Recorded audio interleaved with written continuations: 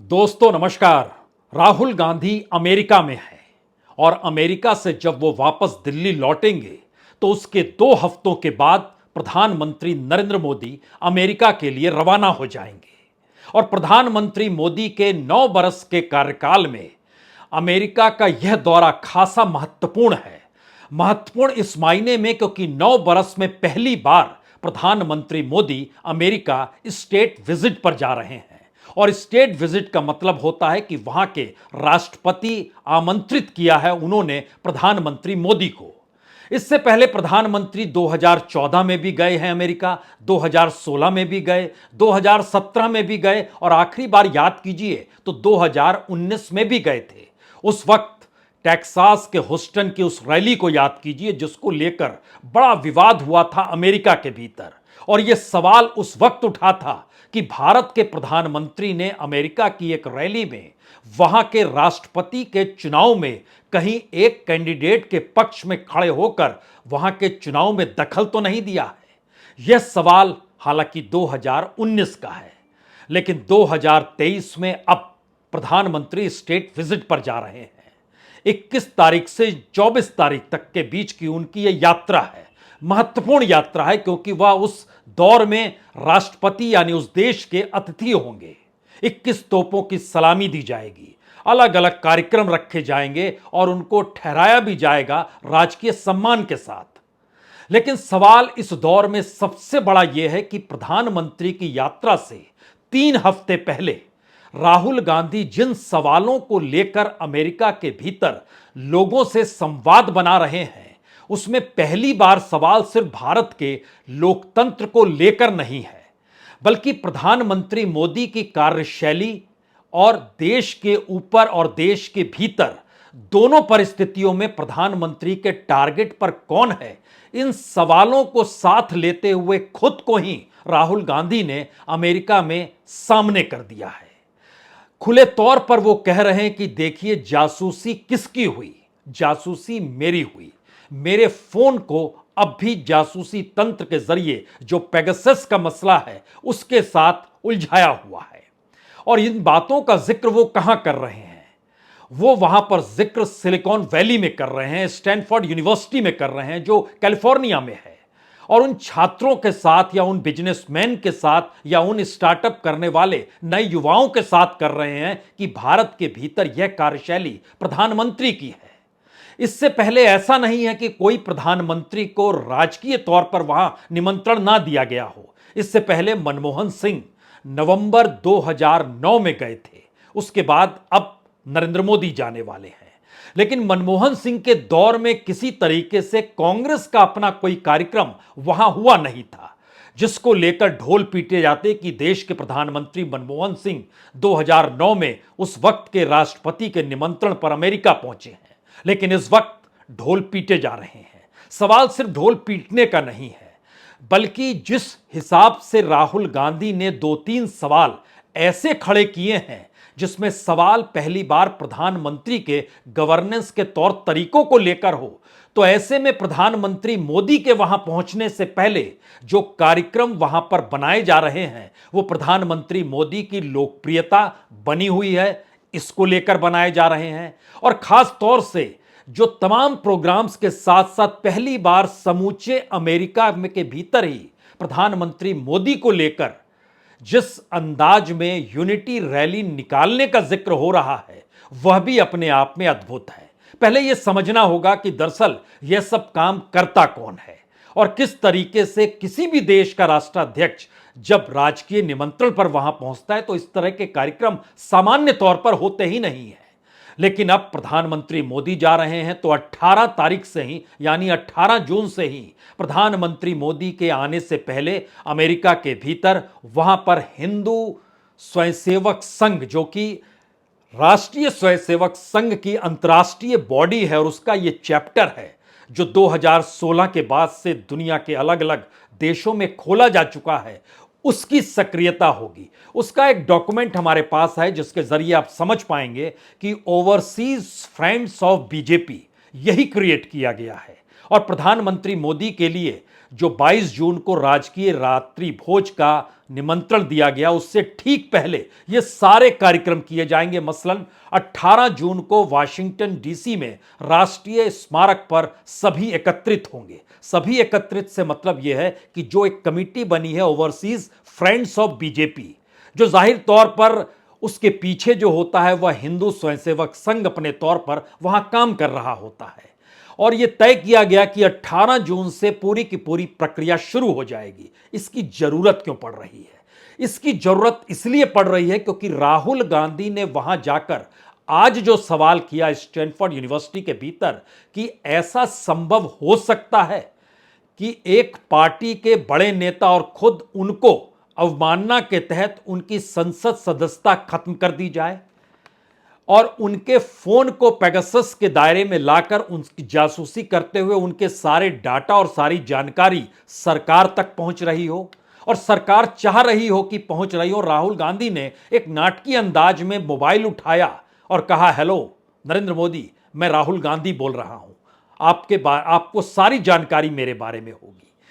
यह एक प्रोसेस है कि इस देश के भीतर जो कुछ हो रहा है उसको बिल्कुल नए तरीके से राहुल गांधी अमेरिका में उठा रहे हैं, क्योंकि जो उठाया गया और जो राहुल गांधी के बाद प्रधानमंत्री मोदी को लेकर कार्यक्रमों की फहरिस्त हम उस पर आए, उससे पहले जरा समझिए कि मेरे फोन को टैप किया जा रहा है और उसके बाद जब उन्होंने फोन उठाया और बोले hello Modi ji, Stanford university में उन्होंने भारत में लोकतंत्र को लेकर भी सवाल खड़े किए और कहा कि कोई भी संस्था अपने मुताबिक काम नहीं कर रही है, यानी उसको सत्ता के मुताबिक काम करना पड़ रहा है।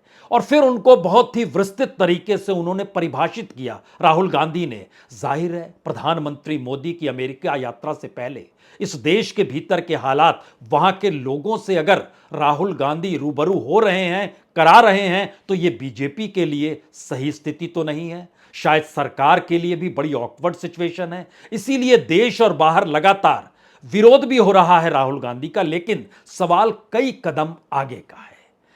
तो क्या प्रधानमंत्री मोदी की यात्रा से ठीक पहले जो ओवरसीज फ्रेंड्स ऑफ बीजेपी सक्रिय हुआ है, उसने तय किया कि 18 तारीख को वाशिंगटन के जो मॉन्यूमेंट्स हैं, लिंकन मेमोरियल तक मार्च किया जाएगा।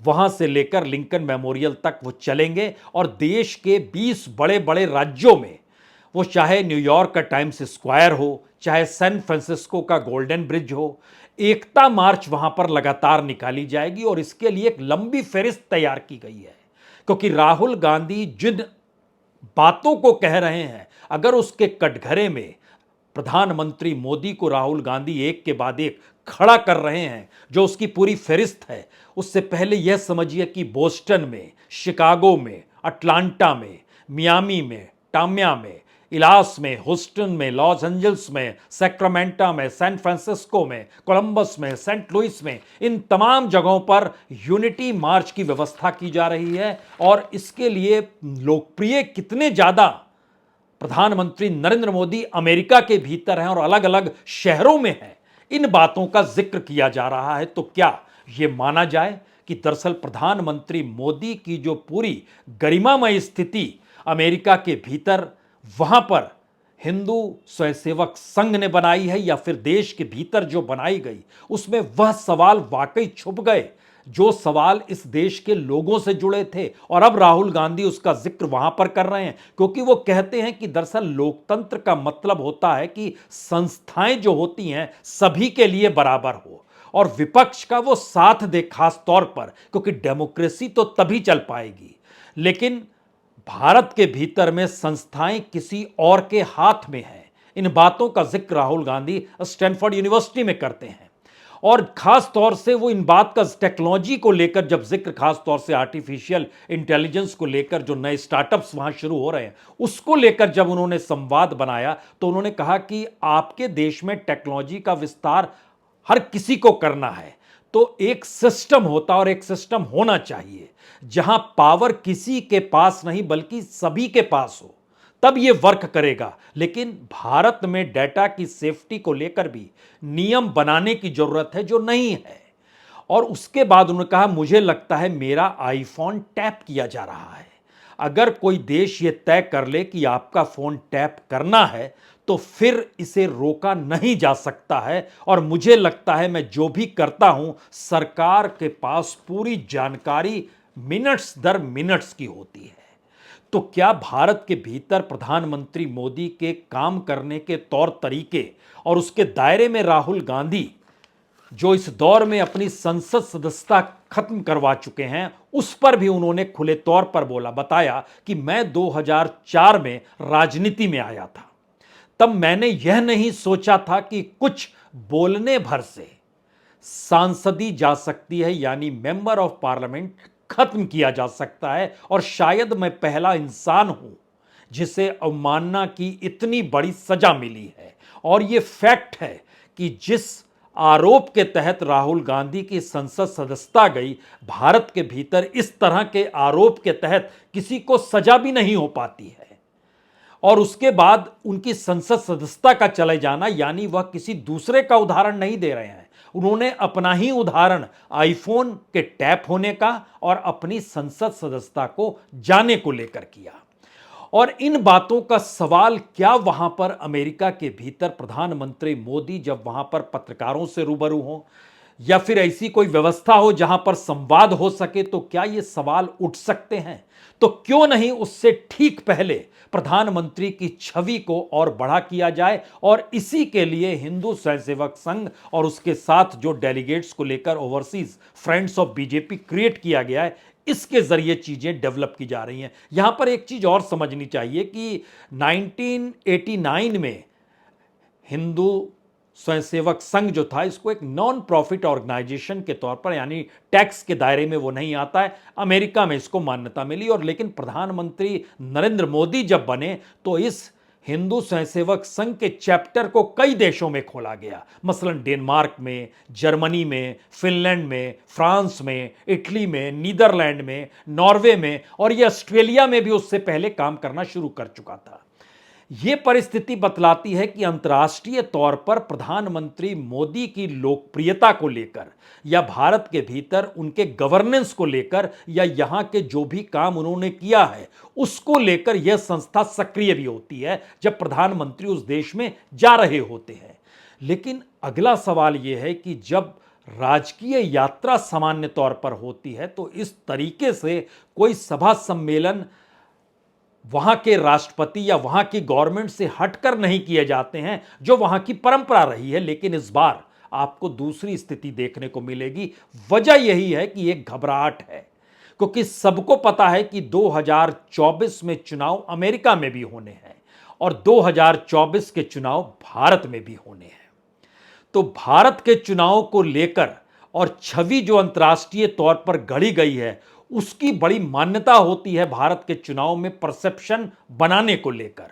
और शायद ऑस्ट्रेलिया के भीतर से ये चीजें निकल कर भी आई। पिछले दिनों जब प्रधानमंत्री ऑस्ट्रेलिया में थे तो उसकी एक छवि देखने को मिली, या फिर उससे पहले एक राष्ट्र के जो राष्ट्राध्यक्ष थे उन्होंने जब प्रधानमंत्री के चरण की तरफ झुके तो उसको लेकर प्रचार प्रसार बाखूबी किया गया। सवाल यह है कि पहली ऑफिशियल विजिट प्रधानमंत्री मोदी की होने वाली है और पहली बार प्रधानमंत्री देश के और उनके खिलाफ या उनके गवर्नेंस को लेकर सवाल पहली बार कांग्रेस के एक नेता जब वहां जाकर उठा रहे हैं, जिनकी अपनी मान्यता वहां के देश के भीतर में एक बड़े नेता के तौर पर भी है और भारत के पूर्व प्रधानमंत्री के बेटे के तौर पर है, उनके पोते के तौर पर है, पड़पोते के तौर पर है, यानी उस परिवार से आते हैं जिस परिवार ने भारत के भीतर में प्रधानमंत्री पद 3-3 लोगों ने संभाला है। और कांग्रेस 2014 के चुनाव में जा रही है। तो अंतर्राष्ट्रीय तौर पर जो परसेप्शन प्रधानमंत्री मोदी की यात्राओं से बनता रहा वो क्या पहली बार चकनाचूर हो रहा है? और उसी के लिए अब सक्रियता इस हद तक बढ़ गई है कि अब वहां पर कार्यक्रम कराने की जरूरत पड़ रही है। जबकि अपने तौर पर यह अपने आप में इतना बड़ा कार्यक्रम कि कोई तोपों की सलामी तो नहीं दे सकता है जो हिंदू स्वयंसेवक संघ होंगे वहां पर, या वहां पर जो कमेटी बनाई गई है जो कि भारतीयों को जोड़ेगी और खास तौर से प्रधानमंत्री की लोकप्रियता को लेकर वहां पर नारे लगाएगी। 21 तोपों की सलामी प्रधानमंत्री को अमेरिका की तरफ से दी जाएगी। तो यह अपने आप में एक बहुत ही सम्मान की बात है। लेकिन राजनीतिक तौर पर उन मुद्दों ने बड़ी हलचल शुरुआत कर दी है जिन सवालों को लेकर दुनिया भर के भीतर ये सवाल है कि भारत के भीतर की डेमोक्रेसी क्या मौजूदा वक्त की राजनीतिक सत्ता यानी प्रधानमंत्री मोदी के गवर्नेंस तले आकर दब गई है। क्योंकि राहुल गांधी ने दो चार चीजें और आज उठाई जिस समय वो कैलिफोर्निया में थे, और इसके बाद सोचिए वाशिंगटन जाना है, फिर न्यूयॉर्क में कार्यक्रम है। लेकिन आज जो उन्होंने दिखाया, उनके लोकतंत्र में संस्थाओं को खतरे में देखकर ही हमने भारत जोड़ो यात्राएं शुरू की थी। क्योंकि पुलिस उनके कब्जे में है, मीडिया उनके कब्जे में है, तो हमारी बातें इस देश के लोगों के साथ संवाद बना नहीं पाती हैं। तो हमें यात्रा पे निकलना पड़ा, सीधा संवाद बनाए। और सीधे संवाद के वक्त ही यह एहसास हुआ कि इस देश के भीतर के मुश्किल हालातों को किस तरीके से अलग अलग मुद्दों को उठाकर सरकार दबा देती है। और सत्ता में अगर जो शख्स है और उसके हाथ में पुलिस भी है, मीडिया भी है, तो ऐसे में लड़ाई कैसे लड़ी जाए। तो हम ये लड़ाई खुद लड़ने की तैयारी कर रहे हैं। और इसीलिए यह नहीं सवाल है कि हम विदेश जाकर सहायता मांग रहे हैं, हम सिर्फ संवाद बना रहे हैं। उन्होंने छात्रों से भी, जो स्टैनफोर्ड यूनिवर्सिटी के छात्र थे, उनसे उन्होंने यही कहा कि हम भारतीय छात्र जो यहां पर हैं उनसे बात करके उनसे बेहतर रिश्ते बनाना चाहते हैं और ये एक संवाद बना रहे हैं। और हमें कोई आपत्ति नहीं है कि भारत के भीतर की जो नीतियां अंतर्राष्ट्रीय तौर पर है उसको लेकर भी उन्होंने वहां जवाब दिया। उनका रूस यूक्रेन के युद्ध के वक्त में मोदी सरकार की नीतियों के हम साथ खड़े हैं। लेकिन चीन के साथ रिश्ते कैसे ठीक होंगे जब भारत की जमीन पर कब्जा किए हुए हैं। तो वो रिश्ते तो बड़े लंबे समय तक चलेंगे। लेकिन जरा सोचिए कि मेरी संसद सदस्यता क्यों चली गई, जरा सोचिए मेरे फोन टैप क्यों किए जा रहे हैं, जरा समझिए पुलिस और मीडिया किस तरीके से सरकार के हाथ का खिलौना बना हुआ है। ये सारे सवाल अगर अमेरिका के भीतर उठ रहे हैं और अमेरिका के उस क्लास के भीतर उठ रहे हैं जहां पर एक लिहाज से वो इंटेलेक्चुअलिज्म एस्पेक्ट जो लगातार रेंगता है, तो उसके ठीक समानांतर कई सवालों ने एक झटके में इस देश के भीतर में जन्म ले लिया है और जो 2024 की राजनीति को प्रभावित करेंगे। क्योंकि भारत के भीतर से जो सबसे बड़ी तादाद में मिलेनियर्स और बिलियनियर्स भारत की नागरिकता को छोड़कर चले गए, उनके सबसे ज्यादा बड़ी तादाद मोदी कार्यकाल में ही क्यों रही। क्या यहां पर बिजनेस ठीक नहीं हो रहा है, यह सवाल उनसे पूछा जाना चाहिए। इसी दौर में सबसे ज्यादा ब्रेन ड्रेन क्यों हो रहा है। जो छात्र है वो शिक्षा के लिए और वो भी हायर एजुकेशन के लिए भारत को छोड़कर क्यों जा रहे हैं। तो क्या दुनिया के दूसरे हिस्सों से ही अब शिक्षा ले सकते हैं या भारत के इंस्टीट्यूट जो हैं, एजुकेशन इंस्टीट्यूशन जो हैं, ये पूरे तरीके से ध्वस्त होने की स्थिति में आ गए हैं। और इन्हीं सवालों के साथ जुड़ा हुआ है कि जब भारत के भीतर कोई न्याय की गुहार लगाए, वह भी जिसकी छवि अंतर्राष्ट्रीय तौर पर हो। जो सवाल अमेरिका के भीतर भी अब गूंज रहा है कि भारत के भीतर में ओलंपिक खिलाड़ी जिन्होंने मेडल जीता हो और वो न्याय की गुहार लगा रही हो और न्याय उन्हें ना मिल पा रहा हो और टाल मटोल की स्थिति ऐसी हो चली हो कि 1.5 महीना बीतने को आ रहा है और पुलिस भी कार्रवाई नहीं कर पा रही है। बार बार कुछ करती है, कभी ट्वीट करती है, कभी कुछ बयान आता है, कभी वो बयान उलट जाता है, कभी अलग अलग माध्यमों से आता है और जो आरोपी है वह खुल्लम खुल्ला मंच पर आता है, भाषण देता है। ये सारी बातें अंतर्राष्ट्रीय तौर पर गूंजने लगी है। तो क्या आज की तारीख में राहुल गांधी एक ऐसा मैसेज अमेरिका में जाकर दे रहे हैं जिसमें न्याय की गुहार लगानी हो तो भी आपको देश के बाहर जाकर आंदोलन करना होगा, वहां बताना होगा क्या स्थिति है। क्या ऐसी स्थिति आ गई है क्योंकि जब व्यापारी तबका, रईस तबका, स्टूडेंट का तबका वो लगातार मैक्सिमम की तादाद में बाहर जा रहा है। यानी दुनिया के किसी भी देश के भीतर मिलियनियर्स और बिलियनियर्स अपने देश को छोड़ते हैं, दूसरे देश में जाते हैं। लेकिन भारत की संख्या 2022 बीतते बीतते सबसे ज्यादा क्यों हो गई, छात्रों के लिहाज से भी और मिलियनियर्स के लिहाज से भी। यह पहला संकट है। दूसरा संकट है, क्या वाकई भारत के भीतर सरकार सुनने को तैयार नहीं है। जब सवाल कानून का हो, जब सवाल न्याय का हो, जब सवाल अपनी अभिव्यक्ति को लेकर हो रहा हो, क्योंकि राहुल गांधी इन सवालों को भी वहां जाकर उठा रहे हैं विदेशों में कि वह पार्लियामेंट में बोलना चाहते थे तो वहां उन्हें बोलने नहीं दिया गया। जब बोल लिए तो उन बातों को दबा दिया गया जिन बातों से प्रधानमंत्री कटघरे में खड़े होते। तो क्या यह एक नई परिस्थिति है अंतर्राष्ट्रीय तौर पर जो भारत को लेकर सवाल खड़ा कर रही है? और दूसरी तरफ जिस राजनीति को साधने के लिए प्रधानमंत्री मोदी ने अपनी विदेश यात्राओं को हथियार बनाया था, अब उसी हथियार से वार राहुल गांधी प्रधानमंत्री पर कर रहे हैं। और यह एक राजनीतिक लड़ाई ऐसी है जिसका नया मंच अमेरिका इसलिए बन रहा है क्योंकि राहुल गांधी के लौटने के तुरंत बाद अगर प्रधानमंत्री मोदी वहां जाते हैं तो क्या वहां संवाद जिन लोगों से उनका बनेगा वह लोग भी क्या मैनेज किए हुए होंगे, या फिर वहां के लोग राहुल गांधी के सवालों के साथ अगर प्रधानमंत्री के सामने रूबरू होंगे तो क्या यह बीजेपी के लिए राजनीतिक तौर पर मुश्किल हालात है। इसीलिए काउंटर में उन सवालों का जवाब नए सिरे से दिया जा रहा है। मसलन जीडीपी का जिक्र हो रहा है, इस बात का जिक्र नहीं हो रहा है कि जो सांसदी क्यों गई, जो पेगासस था, पेगासस का मसला सुप्रीम कोर्ट में आया था तो सरकार ने क्या कहा? सरकार ने कहा कि यह राष्ट्रीय सुरक्षा से जुड़ा हुआ मसला है और संवेदनशील मसला है, हम इसका जवाब नहीं दे सकते हैं। सुप्रीम कोर्ट ने उस चैप्टर को बंद कर दिया। यही स्थिति राफेल के साथ थी, वहां भी राष्ट्रीय सुरक्षा का मसला था, वहां भी सुप्रीम कोर्ट कैसे संसद से बड़ी हो सकती है या चुनी हुई सरकार से बड़ी कैसे हो सकती है, तो उसने खामोशी बरत ली। अब इन परिस्थिति में अगर कोई भी संवाद बनाने के लिए इस देश को छोड़कर बाहर जाकर संवाद बनाना है तो शायद इससे बड़ी त्रासदी कुछ हो नहीं सकती है। और मौजूदा वक्त में भारत के भीतर की राजनीति में जिस तरीके से बीजेपी सिकुड़ रही है उसके लिए राहुल गांधी द्वारा अमेरिका में बोले गए हर शब्द और हर वो कटघरा जिसमें प्रधानमंत्री खड़े हैं उसे नजर आ रहा है कि उसकी राजनीतिक जमीन और सिकुड़ जाएगी जो 2024 में मुश्किल हालात में लाकर खड़ा कर देगी। लेकिन फिर भी इंतजार कीजिए, 18 जून से आपको अमेरिका के भीतर प्रधानमंत्री मोदी को लेकर जो जश्न की स्थिति दिखाई देगी राजकीय यात्रा के शुरू होने से पहले, वह इसका सबूत काफी होगा कि क्यों माथे पर शिकन है और राहुल गांधी जिन सवालों को वहां जाकर उठा रहे हैं तो वहीं के लोगों के सामने, वहीं के लोगों के जरिए इन बातों का जिक्र होना चाहिए। नहीं, प्रधानमंत्री लोकप्रिय है, सबसे ज्यादा लोकप्रिय है और प्रधानमंत्री सर्वज्ञानी है। बहुत बहुत शुक्रिया, बहुत बहुत शुक्रिया।